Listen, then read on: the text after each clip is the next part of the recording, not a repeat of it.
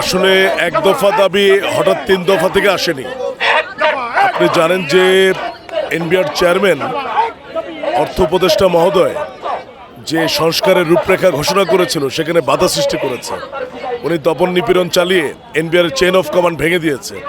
আপনি দেখতে পাচ্ছেন সারা বাংলাদেশ থেকে সর্বস্তরের কর্মকর্তা কর্মচারী ঢাকা অভিমুখে ওনার নেতৃত্বে এনবিআরের সরকারের যে ঘোষিত সংস্কার কর্মসূচি বাস্তবায়ন হবে বলে আমরা মনে করি না। উনি ভেতরে দমন নিপীড়ন চালিয়ে ধারাবাহিক ষড়যন্ত্রের মাধ্যমে পুরো প্রক্রিয়াকে বাধাগ্রস্ত করছে। ফলে ওনাকে চলে গেলেই আমরা মনে করি যে সংস্কারের পথ খুলে যাবে, সরকার ঘোষিত রোডম্যাপে আমরা হাঁটতে পারবো। গতকাল ইন্টারকন্টিনেন্টালে ব্যবসায়ীদের একটি সংগঠন তারা একটি আলোচনা সভা করেছে, সংবাদ সম্মেলন করেছে। সেখানে কিন্তু তারা বিভিন্ন রকমের মতামত দিয়েছে। কিছু আপনাদের দুর্নীতির সাথে সংযুক্ত করেও তারা কিছু কথা বলেছে। আসলে এ বিষয়ে আপনাদের অবস্থানটা কি? আসলে কি ব্যবসায়ীদের আমরা স্বাগত জানাই। আর ব্যবসায়ীরা হচ্ছে কি তারা বর্তমান সার্বিক পরিস্থিতিতে ভীত সন্ত্রস্ত। একটা পরিবর্তিত বাংলাদেশ, অনেকে সেই সময় আগের সরকারের সাথে ব্যবসাও করেছে, তারা এখন অস্তিত্বের লড়াইও আছে, প্লাস তাদের কাছে সঠিক ইনফরমেশনও নেই। চেয়ারম্যান তাদের সাথে তাদের কাছে এক ধরনের বক্তব্য দিয়েছে, বার্তা দিয়েছে, ভিতরে উনি দমন নিপীড়ন চালাচ্ছে। ফলে ভিতরে এনবিআরে কি চলছে ব্যবসায়ীদের আসলে পুরোপুরি বোঝাটা সম্ভব নয়। আমরা ব্যবসায়ীদের সাথে ধারাবাহিক কথা বলছি, গতকালকেও আমরা বলেছি, আমি বিকেএমই এর প্রেসিডেন্টের সাথেও কথা বলেছি। তাদের ভিতরে যে ভুল ধারণা এটা আমরা নিরসন করছি যাতে তারা সঠিক চিত্রটা বুঝতে পারে। আপনাদের সাথে সরকারের একটি দূরত্বের কথা এসেছে, আসলে এই দূরত্বটা এখন কিভাবে নিরসন করা সম্ভব? দূরত্ব চেয়ারম্যান মহোদয় তৈরি করেছেন।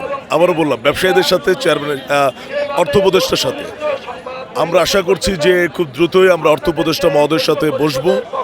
আলোচনার দ্বার সবসময় আমরা স্বাগত জানিয়েছি।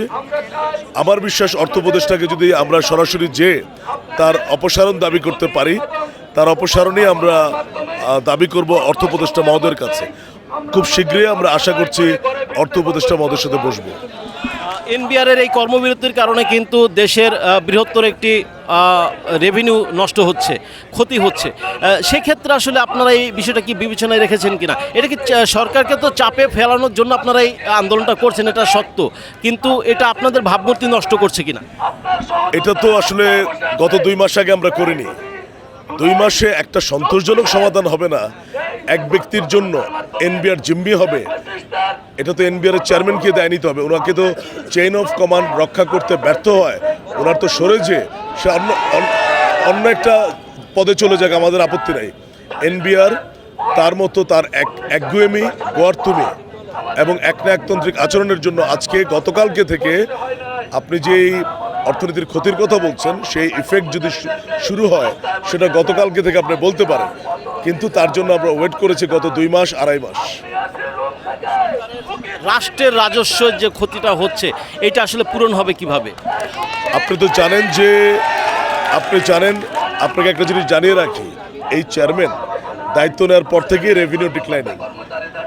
মানুষের তো গতকালকের কথা বলছে শাটডাউন। উনি দায়িত্ব নেওয়ার পরে আস্থাহীনতার কারণে, শোনেন, আপনার পারফরমেন্স ডিপেন্ড করবে আপনার মোটিভেশনের উপরে। আপনি আপনার প্রতিষ্ঠানে দমন নিপীড়ন চালিয়ে তাদের কাছ থেকে আউটপুট আশা করতে পারেন না। It is a leadership failure, I can tell you. আপনারা সঠিক চিত্র জাতির কাছে তুলে ধরবেন।